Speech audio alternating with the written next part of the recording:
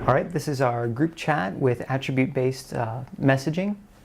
And with this program, you're able to detail who receives messages and who can see messages being sent by all the clients in the network.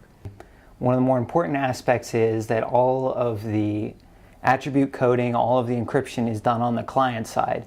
The server that's facilitating all of the messages being sent by the users is completely dumb in that it doesn't know what is being sent. At the moment, we have applications out there where you're sending messages to other people, and at this point, you don't know what the server is storing.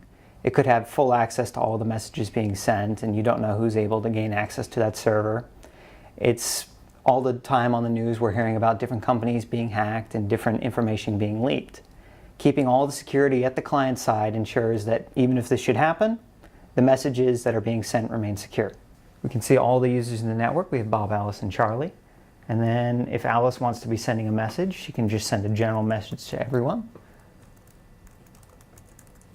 And everyone in the network will be able to see what Alice has sent when they go ahead and refresh their screens.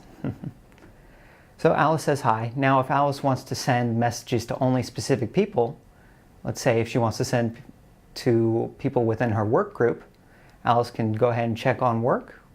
We'll refresh. Alice is now in the work group, and people who are also in the work group will be able to send her messages as well. So Bob sent a message that's all about work.